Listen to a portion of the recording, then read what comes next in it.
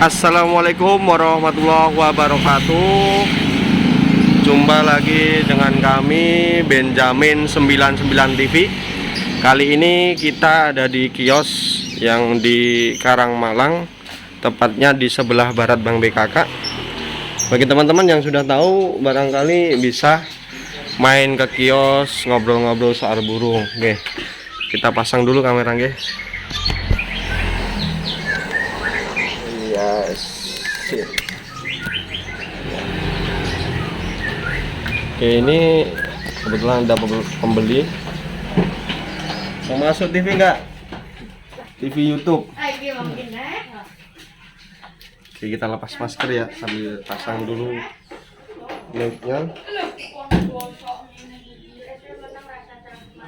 Oke, hari ini jumpa lagi dengan saya Sidik. Kita mau bagi tips merawat burung murai supaya gacor pasca mabung atau pastol. Ini beberapa kendala teman-teman yang sering pelihara murai tapi kok tidak segera kunjung gacor. Nah, itu berdasarkan pengalaman saya, itu ada beberapa tips. Barangkali nanti teman-teman bisa ikutin video ini sampai selesai ya, untuk tips perawatan burung supaya cepat gacor kembali. Sip. Sebelum lanjut, tolong dibantu untuk subscribe dan like setiap videonya.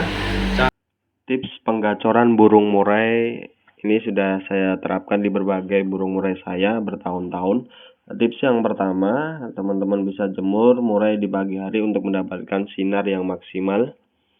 Kemudian lanjut kita polier atau kita masukkan ke dalam umbaran. Tujuannya untuk melemaskan otot-otot yang kaku serta untuk memperkuat pernapasan pada burung murai ya. Ukuran maksimal, ukuran standar biasanya pakai 4-5 meter polier. Akan tetapi kami hanya memiliki ukuran 2 meter saja. Ya seadanya sih, nggak apa-apa. Yang penting kita lakukan maksimal, bolak-balik 15-20 kali. Dan kita rasa cukup untuk olahraga pagi. Ya, walaupun sedikit ngos-ngosan. Hihi.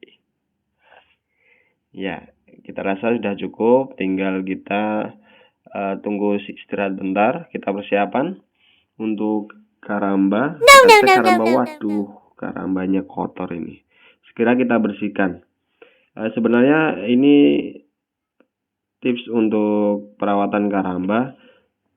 Setelah selesai pakai, disarankan untuk segera dibuang airnya dan juga ditaruh di tempat yang kering dan teduh supaya tidak terkena air hujan. Tujuannya biar loyang karamba awet, tidak korosi dan juga tidak timbul lumut pada loyang karamba.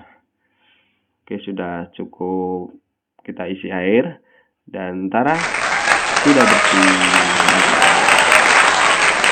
Lanjut kita tips berikutnya, yang ketiga, kita masukkan murai ke dalam karamba.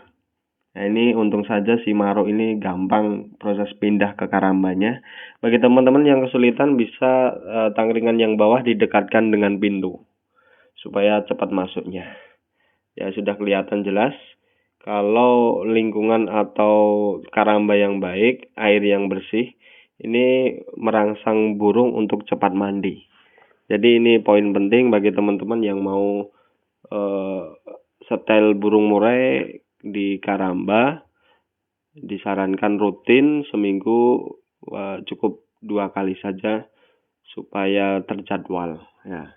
Itu sudah kelihatan burung murai kalau sudah mengibaskan sayap, biasanya sudah mau selesai mandi burungnya. Tinggal kita nunggu sebentar sambil kita bersihkan sangkarnya. Ini tips yang keempat, nggih. Selain burung yang sehat, kita juga perlu perhatikan sangkar yang sehat. Karena di tempat sangkar tersebut burung akan nyaman. Kalau di bawahnya kotor tentu tidak nyaman. Kemudian tangkringannya ini kalau penuh dengan kotoran tentu akan mudah menimbulkan jamur. Jadi selesai kita bersihkan, langsung kita jemur supaya tidak lembab sangkar dan tidak akan pernah timbul jamur pada sangkar tersebut. Oke, lanjut kita persiapkan untuk tips berikutnya, yakni persiapan extra fooding. Kita kasih pakan pur BR Comfit, kemudian kita kasih pelet lembut pada jangkrik yang akan kita berikan pada murai. Ini masuk ke tips yang kelima, kita taburkan purnya dulu ke loyang yang berisi jangkrik, kemudian lanjut kita taburkan pelet yang sudah dilembutkan. Ini sebagai nutrisi yang akan dimakan jangkrik, dan jangkriknya nanti akan dimakan murai, otomatis nutrisinya tepat. Nah, tips yang keenam, teman-teman setelah selesai karamba, usahakan ditaruh murai di tempat yang terik. Kalau saya suka tempat yang terik karena cepat kering. Di samping itu kebetulan kios kami ada di pinggir jalan raya, jadi kita kasih. Nah, supaya mentalnya terbentuk. Nah, tadi saya lihatkan pakan ular kandang, tujuannya untuk menambah birahi daripada burung murai yang macet. Nah, ini bisa teman-teman terapkan, kasih ular balap, ular kandang sampai dia berbunyi gacor kembali. Itu 3-5 hari bisa jadi. Oke, lanjut. Pada tahap yang ke-7 ini, teman-teman harus perhatikan jangan buru-buru untuk mengkodong burung, karena setelah dijemur hendaknya kita letakkan pada tempat yang teduh, kita angin-anginkan supaya kondisi suhu tubuh dan juga suhu dalam sangkar kembali normal. Baru kita rodong dengan rodong yang tidak usah terlalu tebal, yang tipis.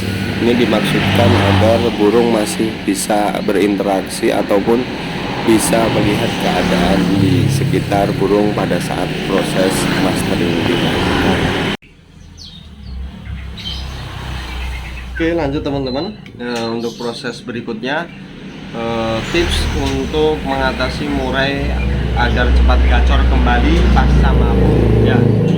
Biasanya saya menerapkan proses mastering di akhir perawatan, yakni setelah kita selesai menjemur, kemudian kita angin-anginkan di bawah pohon atau di tempat yang sejuk, dengan maksud agar burung merasa nyaman dengan suhu yang ada dalam sangkar, seperti itu. Kemudian saya pakai musik box dalam pemasaran, oke, seperti ini. Dulu saya dapatnya dari counter HP dengan harga 135.000. Kemudian saya tambah untuk micro SD-nya sebesar 4 GB seharga Rp65.000.